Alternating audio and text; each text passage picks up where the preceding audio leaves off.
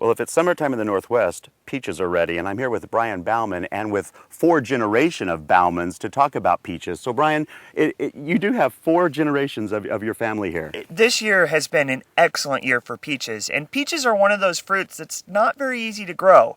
But in our family, you're pretty lucky. We've been growing them for a long time, and we've got 4 generations here to help the home gardeners figure out how to grow the perfect peach. That's really true. Now, you know, what I find interesting is they do tend to be a bit finicky, and we're going to turn over here to Clyde, who is going to talk to us about some pruning things that you do with peaches. Clyde, what time of year do you prune? Usually around the first of the year.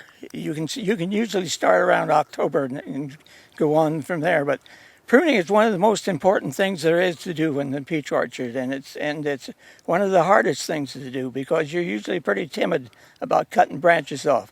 But it's really important job to do. If you don't prune right, then you get a lot of breakage, and you get small peaches, and everything else that happens along the line.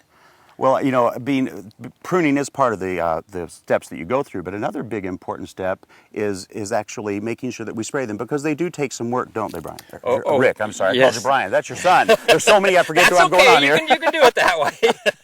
Yes, spraying is very important for peaches. You need to spray them when the leaves drop in the fall. As soon as the leaves come off, you need to spray them. And there's lots of organic sprays out there for your organic that you can use, and there's lots of other commercial sprays that you can use. But you need to spray them in the end of October there, and then again in the end of January. Very important for leaf curl. Right when the leaves drop, then I'm assuming, so then you could actually do your pruning. If you spray in the fall, you could do your pruning, and then again in the spring you would be spraying it before they leaf out and all that good stuff. Exactly, yeah. Most people don't know that they wait till springtime and when the leaves come out and they see that leaf curl on there, and they say, what do I do? But too late. It's really too late, yeah. Yeah, well, I'm standing in a beautiful orchard here, and now we've got the youngest of the Bauman clan here. Yep. This is my son, Austin, and Austin's learning from the best around here, and I think Austin's found a ripe peach. What do you think, Austin? You want to try and take a bite of it?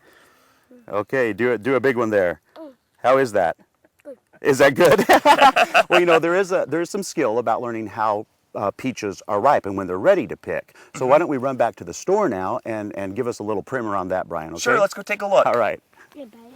Now, Brian, we are in the very bustling store of the Bauman's Garden. It's very busy. And we had talked about how you're going to tell us how we know peaches are ripe. So a lot of people, their first instinct is to come up to the table and grab and pinch. It's true. And that'll ruin a peach very quickly. So the easiest way to tell if a peach is ripe without ruining it is just to gently pick it up and look right around the stem.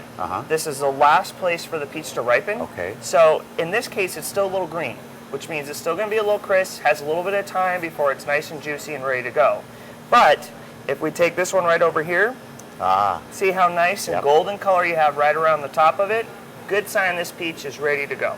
And if the ones do have some green, that doesn't mean you can still ripen them at home. Right, and for me, I can't eat a whole box of peaches in one sitting. Maybe you're different, but I like to have a few on the greener side, a few on the riper side, so you can make them last. So if they are a little bit greener, just let them sit on the counter. All it takes is a day or two, and they'll be ready to go. Now, you know, also I believe your dad had mentioned about spraying peaches, and we didn't really cover that too well, but there's a lot of organic options for spraying peaches. Right. You know, people hear the word spray, and they immediately kind of hold, oh, wait a second. And with peaches, it's true. You do have to spray them. You have to be diligent and stay on top of them, or it's not worth growing them.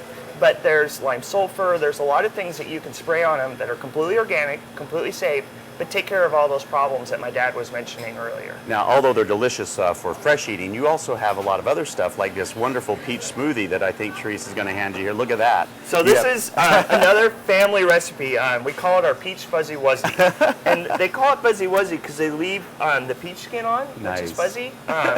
So we've got some for you here today. And besides making smoothies, the bakery's making fresh peach pies every day right now. And coming up, you know, these are Red Havens here. Red Havens are what they consider a clean stone, which means they're going to stick to the pit. We have some other varieties coming up. In fact, we grow about 13 different varieties that are going to be what they call freestones, which means they're going to pop off the pit. Those are the varieties that you want to use for canning. Okay. And a lot of people, you know, Grandpa was talking to me earlier about how people think of Albertas That's the only peach they think of. There's actually Canadian Harmonies, Suncrest, Crest Havens, lots of varieties now that have wonderful flavor. Even They're a great. white one. A white peach, Yeah. yes. And that's my dad's favorite. So you've got a canning class coming up too, don't you? Coming up, and it's free. A lot of people may have canned peaches in the past or have never done it before. And it's a great chance to get a refresher course and learn what's doing. Just give us a call. It's a free class. We'll sign you up, and it's a lot of fun too.